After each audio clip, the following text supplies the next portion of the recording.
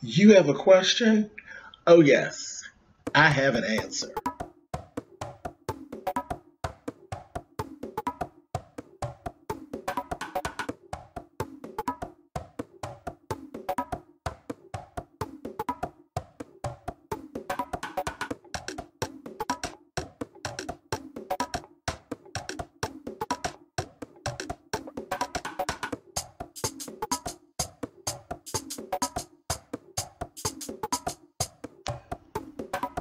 Hey guys, thanks so much for clicking on this video. This is another episode of Ask James. Let's get into our email. Hey James, I am a huge fan of yours. I love your videos. You are funny, smart, knowledgeable, and you tell it like it is, so I'm sure you will tell me about myself. Maybe, we'll see. Come on. James, in December 2016, I made one of the biggest mistakes of my life by having sex with my cousin. So let me give you a little background. Me and my cousin, as young children, played well together up until high school age. Then he started giving me the cold shoulder. I guess because he realized I was gay and probably didn't want to deal with me. We spent our high school years basically as strangers. Even at family functions, we barely spoke. So the year we graduated high school, my cousin got in some trouble and ended up going to jail for 15 years. So to speed it up to current date, we came across each other on a gay chat line. Once I saw his face, I instantly knew who he was, but he didn't recognize me because on my profile picture, I look like a woman. We started chatting and hanging out at other family functions. Then one day he called me and said he was in my neighborhood and wanted to stop by. We watched movies, talked, and had some drinks. Later that night, we ended up having sex, and we have been sleeping together ever since that night. I feel so bad after every encounter, but I am anxiously excited about the next encounter. James, I really need some advice on how to move forward and stop this behavior. I know it's going to be very, very hard to stop. P.S. I forgot to mention that my cousin is the best sex partner I have ever had. I tell him all the time that what we are doing is wrong and it needs to stop, but he knows I am weak to him. So he makes love to me better and better to make me continue this behavior. James, please help me.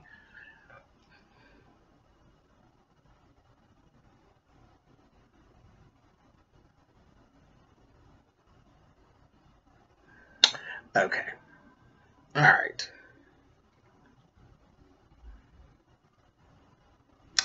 All right.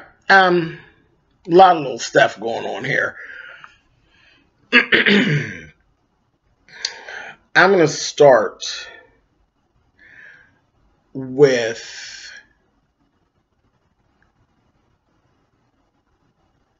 the fact that every time you do it, you feel guilty because you know it's wrong. It's wrong.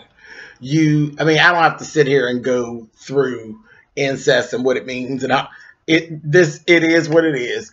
You're not a girl, so you can't get pregnant. So we don't have to worry about, pregnancy or children being born retarded or any of those things. We don't have to worry about any of the nature stuff that goes along with incestuous behavior. But the fact that you know in your person that it's not right. It's not right. So that there is enough to pull yourself out of it. There's some other things. There's some stuff within you that need to be addressed. How much do you value you? Because you're telling me about a person who, at one point, no matter what the situation was, but at one point basically denounced you and denied you, and you weren't even good enough to talk to. But now you're good enough to bang and screw and slide and suck and all that. Really? That little piece right there, you know, and I'm taking the incest part away from it. Just the part of I wasn't good enough for a conversation at one point. Ain't no way I'm taking off none of my clothes. Because any type of sex, whether it be heterosexual or homosexual, whatever type of sex, it is a very intimate thing. It is a very involved thing. And when you engage, you are literally giving of yourself. So if you got a person, no matter who that person is, and at some point you weren't good enough for a conversation, how do I become good enough to stick? So there's part of it right there. And, you know, I always give a little allowance for folks who find themselves later, you know what I mean? And, you know, even if we're using you know, jail as being one of the issues, because jail doesn't turn people out. You know, they were that when they went in. You know, that it was there when they went in. But yeah, that would have hurt my feelings enough for that never to actually even gone on. I don't know. I can't. You know, that's kind of all I have, because, you know, I've lived this life for a very long time, and I know that this does happen in the gay community. It's a thing that happens. It comes up. This whole people messing with their family members and things like that. And I have been approached by several family members, and I would never get down. I was completely disgusted by my cousins who have actually approached me with that. And I go as far as like people who are cousins that aren't actually your cousins, you know, people you grew up with being called, you know, calling them your cousins. I won't sleep with them either. Because it's just a bad connotation on it at all. I'm not laying with any of my family members. I'm not attracted to them like that. But I know that this kind of thing does happen. And again, you're reaching out, so that means that you want to stop, because you know that it's not how you were raised. It's not what you really believe in, and you think it's wrong. You think it's wrong, or you wouldn't be reaching out. So I'm going to tell you, if you need anything to lean on to as a strength, lean on to the fact that he didn't think you were good enough for a conversation. He didn't think you were good enough for a conversation, but you're good enough for an orgasm. Let that be the light that leads you out of the woods. I'm better than this. I'm better than this. And you didn't respect me as better than this, so no, I'm not going to share myself with you. And trust me, there's somebody else that'll bang you just as good as him. You just got to find them.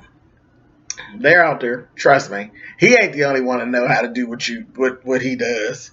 Y'all go find his best friend. You ain't related to him. Okay? And on that, I'm going to leave this alone. Okay?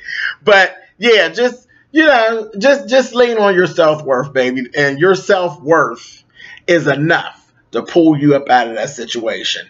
That's the advice I have. I hope this helps.